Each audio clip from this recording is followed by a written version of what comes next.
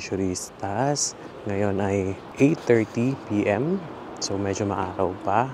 Medyo pagod pa itsura ko kasi galing ako ng concert ni Taylor Swift no isang araw. Tapos sabak agad sa biyahe. Kasi meron na naman kaming pinuntahan na lugar dito sa Europe. Which is kailangan ko bago man ang bumalik ng work. Kasi mas okay ang surroundings dito and peaceful. So nandito kami ngayon sa Switzerland. Ayan, so makikita nyo talagang pure bundok siya. At saka kung makikita mo talaga yung mga bundok dito, pag winter, talagang puro white yan kasi puro mga snow.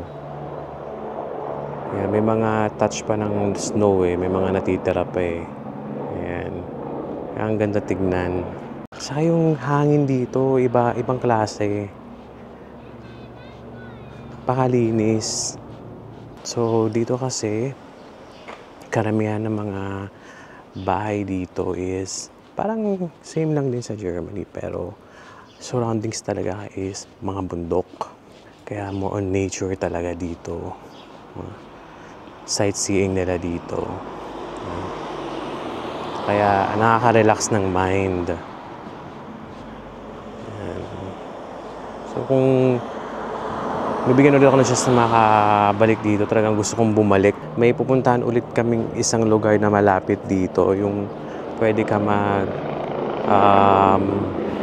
sumakay ng train pero paakyat yung funicular train nila para makita rin namin yung sunset.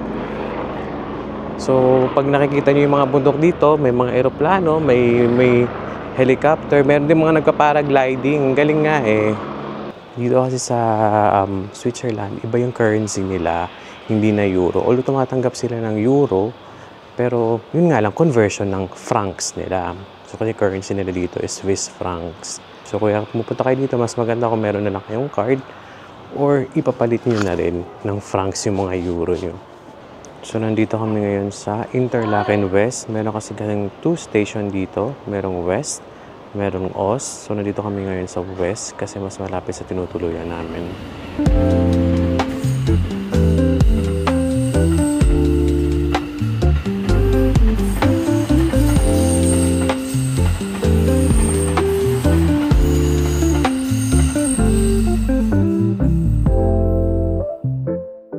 So, nandito na kami ngayon sa Interlaken Ost.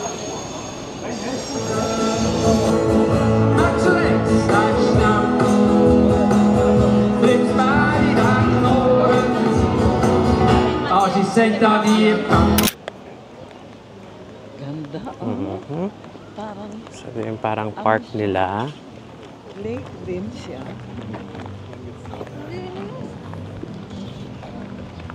Uy, sila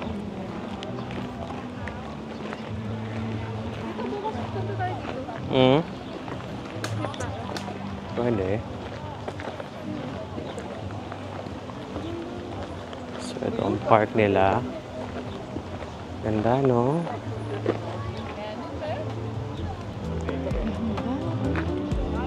Ang linis.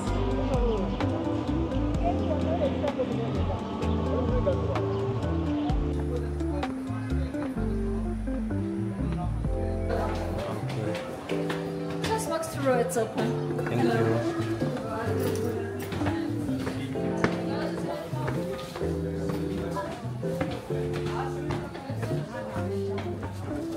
مرحبا بكم في قطار هاردبان طموح انترلاكن الذي يتردد من طلاق بالمنطقة الطبيعية الخلابة.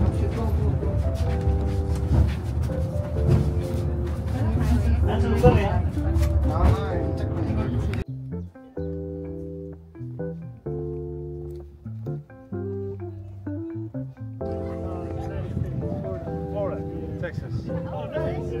Turkish American. All right. Yes. Nice Italian American. Italian.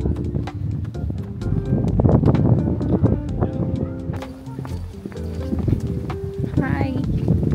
Hi.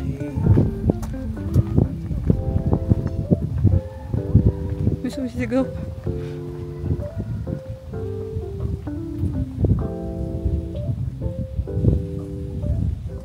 So, ito yung tinutuluyan namin ngayon dito sa Switzerland. So, meron siyang 3 rooms. Ayan.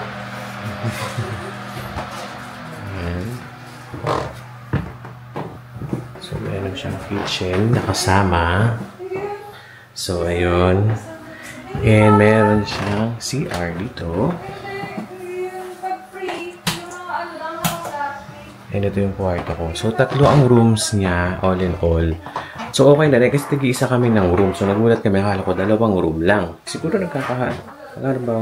siguro mga 400 to 500 euro rin. Kasi 3 kami. So, mahal talaga siya dito sa Switzerland.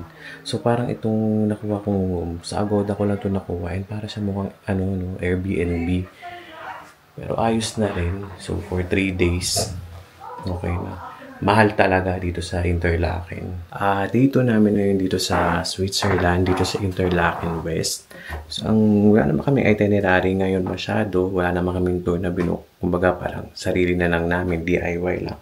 So, naisip ko na lang na pumunta na mas malapit dito, which is yung Lauterbrunnen. Nandun kasi yung Stabach Falls, yun kasi yung sikat doon. So, picture-picture lang, then after nung kain, then kung ano mang papuntahan pang lugar na malapit. Parang lax lang naman yung namin dito yung tour. Wala na mga scheduled na tour. DIY lang talaga. Maganda naman dito sa tinutuluyan namin. Kung titignan nyo sa labas. Yan. Ang ganda niya. Pakatahimik dito. At kung titignan nyo sa taas, kung i-zoom ko siya, marami nagpa-paragliding. Kung nakikita dito. Ayan. So, yun yung mga activities na pwedeng gawin dito. Yun nga lang balita ko is mahal daw ang bayad. So, sa mga enthusiast yan sa mga adventure na ganyan, pwede nyo subukan. Yan ang pinakasikat dito na gawin. Dami nila, oh. So, pupunta na kami ng Lauterbrunnen. So, update na lang namin kayo mamaya.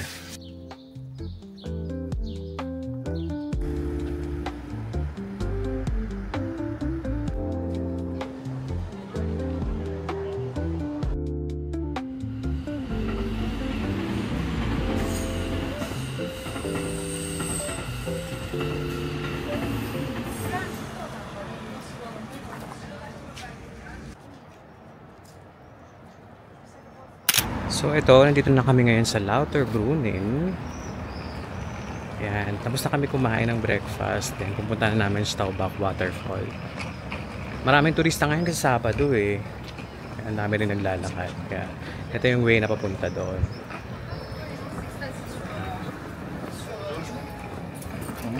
Yan. So makikita nyo dito, talagang ang gaganda ng mga bundok nila dito, ang tataas. Kasi ang Switzerland talagang puro bundok talaga siya.